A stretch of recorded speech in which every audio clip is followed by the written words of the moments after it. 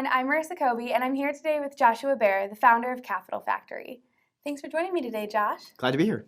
To get started, can you tell us a little bit about your background? Well, I grew up in Nashua, New Hampshire, which is basically a suburb of Boston. And I grew up thinking it was the best place to live in the world because twice while I was living there, Money Magazine rated it the best place to live in the country. But I really didn't know about anywhere else. But it was a good place to grow up. And then I went to school in Pittsburgh during the mid-90s, which was really, to me, felt like the beginning of the internet becoming commercial, like becoming real. And I was studying computer science there, which is a great time to be doing that.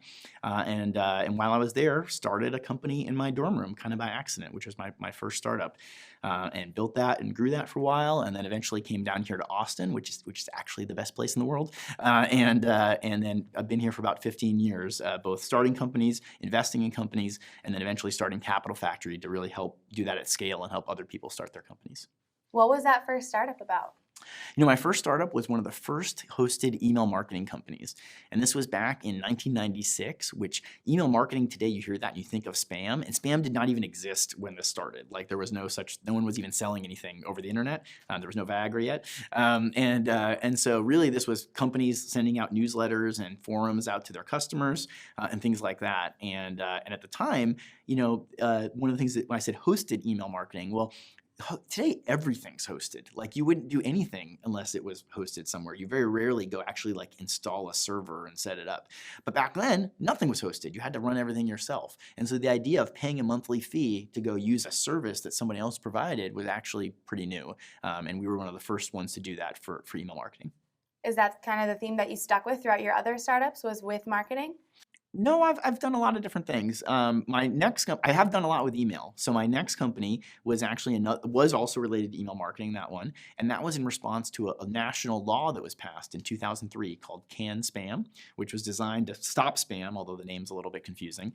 And while it actually really just set some basic guidelines about email and spam, said, hey, if somebody asks to unsubscribe, you have to stop emailing them and you can't do anything fraudulent and you have to put your name and address on it. What it did is it tightened up the definition of who was really responsible for that email, which wasn't clear before then, and who you were really unsubscribing from. And that created this opportunity for effectively a cloud-based database to help synchronize the unsubscribes and make sure that when you click unsubscribe, you get taken off all the different places they send email, not just that one service they might be using. And that was called Unsub Central. And then my third business was another email company, but this one not on the marketing side, on the consumer side. I sometimes kind of joke that my first two companies helped all the biggest companies in the world to send all their email, which is all stuff that everyone gets too much email of. And so my next company was designed to help people like you and me deal with all the crap that all those big companies send. Not spam, but actually stuff you signed up for, but that really clutters up your inbox. And so what Other Inbox did is it basically organized all those emails that aren't from real people into a daily digest, a summary, so that they didn't clutter up your inbox and you could just look through and scan that once a day without it kind of getting in the way of everything else. I feel like I could really use those. I get a lot of those newsletters and coupons and stuff too. Yeah, and you get one and then they multiply into more. And yeah, just kind of take on a life of their own. Yeah. So where does Capital Factory come from then? Well, after starting a few companies myself, first of all, I just met a lot of great people. I met a lot of people back at Carnegie Mellon where I went to school. I met a lot of people here in Austin at a company called Trilogy Software that was a really incredible company here in Austin. And through that, I started angel investing once I'd had a little liquidity from my own companies. And really for me, angel investing, while I do think you can make money doing it, it was really about being connected to other entrepreneurs, being part of their story and what they're doing, because that's what fires me up. I love meeting entrepreneurs. They're all trying to change the world somehow to make something work better or faster or cheaper or different. And that's really exciting. And I can only run one company at a time, but by being an investor, you get to kind of play along and you get to be part of that and maybe find some way to help besides just giving them money. And so as I started angel investing, I realized pretty quickly that painting a broad brush, there's really two kinds of angel investors. There are people like me who are former entrepreneurs, and they generally, while again, they need to make money, nobody has an unlimited amount of money, the reason for doing it is not, man, I'm gonna get rich investing in startups. It's actually, man, I really wanna pay it forward. I really love being involved in these companies and helping other people out. And yeah, I think, we can make money doing this, but it's actually more about really paying it forward. And then there's other investors who really look at it as a purely financial investment, which I don't begrudge them that. We need those investors. But they tend to take a different approach. And I think when you're really looking at it purely financially, many of them look at each deal as an island. They think, I'm investing in this one company and I should try to get the best deal I can get. Again, and it's kind of me versus them a little bit. And that's not always best for the company. And when you're more from a founder approach, you tend to have a little bit of a longer term view. You think, I'm going to be investing in a lot of companies and a lot of founders. And I know that to get in the best deals, I need the founders to want me to be part of it. And so the way I behave in this one deal and how I invest and how I help and what kind of terms I agree to actually affect whether or not I'm going to get more deals. And it's a little bit of a different view. And as I started doing that, I realized I wanted other investors like me around the companies I was investing in. I wanted other people who had that long-term view, who wanted to help the entrepreneurs and help the company, and believed that in the long term, that was actually going to be better for them. And so that's really where Capital Factory started. It was about getting together other people like me that were successful entrepreneurs that wanted to help other people start their businesses and creating kind of a framework or a machine or a factory to go make that happen. How do you pick which companies you're going to invest in? I'm sure you get lots that are offered here. So I'm an investor personally in about 150 companies, which Wow. is way more than I should be. And I did a lot of investing personally before I started Capital Factory. And then part of creating Capital Factory was also to create somewhat of a standardized framework or a way for me to go invest. And also, quite frankly, and I wouldn't hide this, a way for me to get a better deal because I can add more value because Capital Factory brings extra value to it.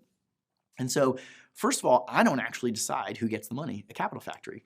Part of our kind of theory or thesis is that most VCs or investors think that they have a crystal ball and that they can meet 1,000 companies and pick the 10 best ones and know which ones are going to work. And some of them have been really good at that, but most actually aren't. If you look at the numbers, like most actually, it's really hard to do. And so our model does not depend on us being able to pick which ones are going to win. Actually, it's designed to let the best companies kind of bubble up. And so the way that works is companies join our accelerator program, and we screen them for some basic requirements coming into that. And then they get introduced to our mentor network of about 150 local Austin entrepreneurs, many of whom are also angel investors. And there's many reasons they want to talk to the mentors. They want to get advice, they want to get introductions, they want a bunch of things. But one thing they're trying to do is get them to invest. And if they can convince 2 of the mentors to each personally invest $25,000 each, then our fund matches that with another $50,000. And then we do everything we can to get other matches on top of that. So that typically, if they can get 2 mentors to invest, it's resulted in hundreds of thousands of dollars of additional funding. And so for most of them, that's the first money they're getting. And that's really the kind of the first thing they need to go give this a try and see if it's going to really work. What's cool about it is I actually don't decide who gets the money. I kind of pick the mentors and I help fill the pipeline full of great entrepreneurs. But really, I'm not depending on me knowing which ones the best are, but on this kind of crowdsourced pool of a bunch of other experts finding things that they believe in and they're willing to put their own money behind. That's how they vote, is they write their own check. It's a really interesting atmosphere and company culture that you're describing where everyone is sincerely trying to help everyone out. How do you kind of maintain that spirit of giving and that pay it forward that you were talking about before? It's not something we have to, I'd say, work very explicitly hard about because it's just baked into the culture of everything that we do. When you have a mentor network full of 150 really busy executives volunteering their time to come in and do it, they're doing it because they want to help. That's the spirit of the whole thing. And one of the great things about Austin is that it has that kind of attitude or culture to it. There's a rising tide mentality. Austin's been booming and growing for the past decade. It's projected to continue for the next decade. And so people here feel like things are getting better and that I'm going to do better if other people here do better. It's not a zero-sum game where in order for me to succeed, you have to fail. But actually, it's going to be easier for my company to be successful and easier for me to grow and attract investors and attract great talent if there are other companies around me that are growing and attracting investors and attracting great talent. And so there's this feeling like in Austin where we all want to help each other. And I don't know if that's going to last forever because that does not exist everywhere else, but I'm so glad that we have it, and I'm just trying to do everything we can to just keep that vibe going for as long as we can. I'm right on board with you there. I moved here from Michigan, and I'm definitely feeling the vibe that Austin has. It's a really cool environment. Yeah. So with these investors then, how do companies make themselves stand out? You said they have to be attractive to the mentors. What does that look like? Well, not every investor is the same, and not every mentor is the same, and they're looking for different things. But in general, it starts with, obviously, the people. These companies are generally very early stage. They often don't have a lot of financial data to look at or history. So it's really about the people that are involved and do I believe in them? And that starts with people who both are really passionate about what they're doing. They're really driven. It's not just about making money, but there's a purpose or a meaning behind what they do, because those are the people that are going to stick with it and really be successful. And then also they need to be experts. They need to know a lot about something, about that thing, and something that they bring to the table, some unique insight or something like that. And then that's the foundation, that's the basic building blocks. And then really at this stage of companies where they're very early, the main thing we're looking for is traction. We're looking for what can you get done on your own before we help you? What can you figure out? What can you make happen? What can you execute on to move your business forward and to prove that you can get something done and that somebody else cares about it, somebody else wants it. And then that's kind of the basic building blocks, the basic ingredients where you say, okay, great, now that's something we can help, where we can pour more gas on that fire and make it get a lot bigger, a lot faster. Other than investing, what are the other pros of having mentors in a community like this? Well, I think personally, I've just been so fortunate through my whole career to have a lot of great mentors that I've met and been introduced to, and they help me in so many different ways. But in the end, everything's about people, right? And the people that you meet and the connections that you make, they stick with you through your whole life. And I think there are so many lessons that you can't learn in a book, that you have to learn both by doing and from sharing experiences with other people that have done it too. And that's the role that mentoring plays that just doesn't really get filled any other way. Do you have entrepreneurs then that start as entrepreneurs, pitch themselves to investors and mentors, and become a mentor at some point? Well, I'm so glad that you said that. That's my favorite part of the story, right, when it all comes full circle. And so we've been doing this now for about 7 years, and we've just now really starting to have companies that came in at the very beginning, went through and built a successful company. Maybe they've sold it, maybe they haven't yet, but they've clearly figured a lot out and made it really far. And now they're coming back and they're the mentors teaching the next group of entrepreneurs. And to me, that's just an incredible thing to see. I'm really happy about it. So with Capital Factory, what is your ultimate goal for it? To stay in Austin or to expand it even further? Well, for me, I am really all about Austin. I do think about Austin as kind of like all of Texas. And so, and I think Texas is just doing incredibly well. And Houston is really interesting. It's the 4th largest city in the country and the most diverse. It has incredible things going on. Dallas has all these great Fortune 500 companies and big headquarters there. San Antonio has a bunch of military and defense stuff going on and a great entrepreneurial culture. And that's just the 4 big cities in Texas.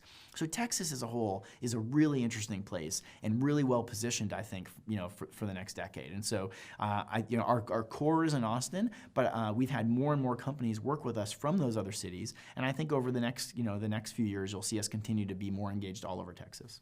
Do you ever see a Capital Factory going global?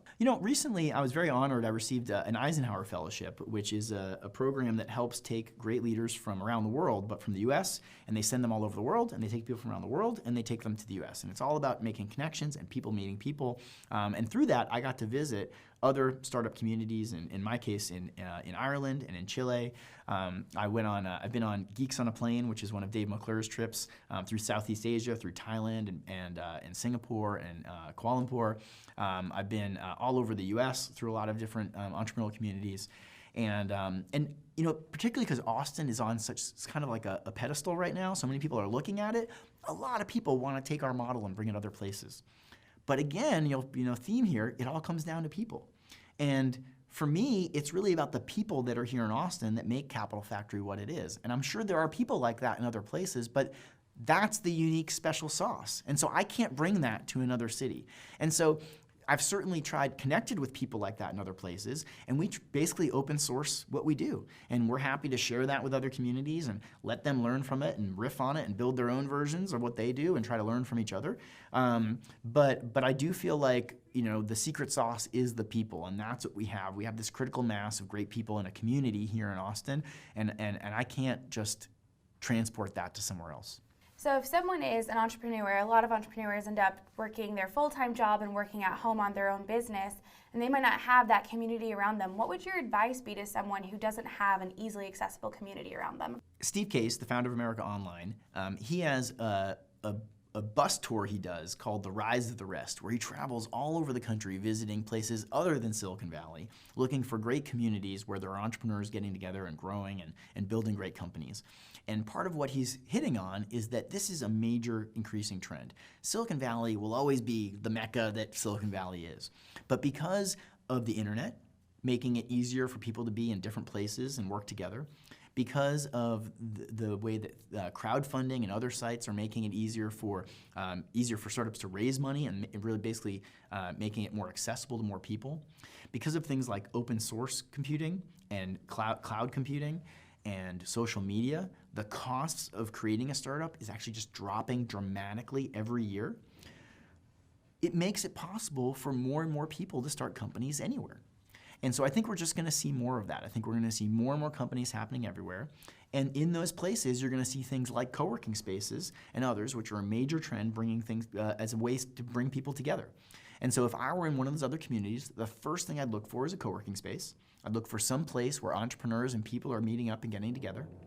The next place I'd go is meetup.com, which generally just has all kinds of groups of like-minded people getting together and talking about things, and I'd go to some meetups and try to get around other people, because the best things happen when people mix up and get together. You know, it's like, I think, you know, there's probably some stories of somebody starting a company sitting in their, you know, in their basement coding by themselves, but actually most of the things I hear about aren't like that. They're more about, and the really great things happen when really amazing people meet other amazing people. And so I would just try to get out and network as much as you can. And the other thing I'd say is, you can't, if you're not in one of those cities, you can't be afraid of getting on a plane. You got to be willing to go other places. And just because you're not in Silicon Valley doesn't mean you can't take the best things out of Silicon Valley. And you can't go there and meet investors or meet talent or other things like that. And so, you know, really thinking of yourself as a global citizen. How do you think networking has changed your perspective on what it means to be an entrepreneur? You know, when I started my first company, I was in my dorm room. It was the mid-90s. There was no crowdfunding. There was no angel list. There weren't blogs that I could go read about these kinds of things. And I really did feel like I was kind of on my own. And I'm a pretty good networker on my own. I found some good mentors, and I found some good people to help me out. But it was such a different experience than what we have today, and that's what's so incredible. I certainly would credit the internet with a big part of that, about helping to connect people together, even people in the same city, to create these kinds of communities, and co-working, you know, being another big part of that. But I think it's just incredible, the power of the network and what you can do, you know, through the people that you know and the people that they know and the people that goes beyond that. And one thing I often tell a lot of potential entrepreneurs that I meet and other things like that is that first of all, their personal network is the most valuable thing they have. The best kind of connection or introduction is always through a personal connection, a personal network. And most people think their network's much bigger than they think it is. When people think about their network, they think about their immediate family or their immediate friends or coworkers. And they need to be thinking much broader than that, to everybody that those people know and the people that they interact with even on a much shorter basis every day, because we interact with a lot of different people. And so you really want to leverage that as much as you can as you're getting started to meet and connect with lots of different people. But that is something that is so much easier today than it was 20 years ago when I started my first company. And I think it's just going to keep getting easier. So I think it's really important. Other than networking and getting a mentor, finding a community, is there any other piece of advice that you would give to an entrepreneur who's just starting out? So I deal with a lot of technical entrepreneurs, people that come in, you know, that know how to build something. And so I find a lot of them see a problem and they say, I know how to build a solution to that problem. And they think that that is what it means to build a business. That building a website or building an app for my phone is building a business. And they don't realize that that's really just step one of building a business. And that actually building a business is a lot more work than that. And building a business is about going out and getting customers and building process and hiring people and all these other things that happen around building a company. And they don't realize that that's often just as important, if not more important, than the thing that they actually built. And you know, it happens the other way too. A lot of people who maybe come at it from a business background think like, oh, I'm just gonna go hire someone to go build that, and like think, oh, that's easy, or even I think they think I'm just gonna hire someone to go build that, and they don't realize that that also, you know, is a different skill set and a different piece, and usually it's not so easy as just have them go hire it, have them go build it. A second piece building on that is that a lot of people who go to build something think that they're gonna design it on paper once, and come up with exactly the right thing and then just go build it. And that's never how things get built, except maybe big government projects that fail. Like that's not how it works. You come up with ideas and you try something and you build it, but you always learn in the process of building it, and it always changes. And so you really need to expect that to be a process. Building a product, especially a software product, is a process. You are never done building a software product. It's never done. There's always the next version. I think it's really cool. It's almost like a ripple effect where you are the drop in the middle and you've just been expanding your knowledge and your experiences with entrepreneurship to more and more people. It's really cool. Well, thanks for saying that. I want to emphasize, it's not my experience. It's part of it is Capital Factory really is a machine. We have 100 other mentors, and they're all sharing their pieces. And sometimes I feel like I regret that I'm not actually able to mentor more. That I'm spending more of my time running the machine versus working one-on-one with companies. But at the same time, I know that's the machine working. So. Well, I think it's really cool what you're doing, and that you're making it so that pay it forward mentality and that mentorship and community is so much more accessible to so many more entrepreneurs. We need more people like you in the world. Oh, thanks. Thank you so much for your time, Joshua. It really has been a pleasure getting to know you. Glad to be here.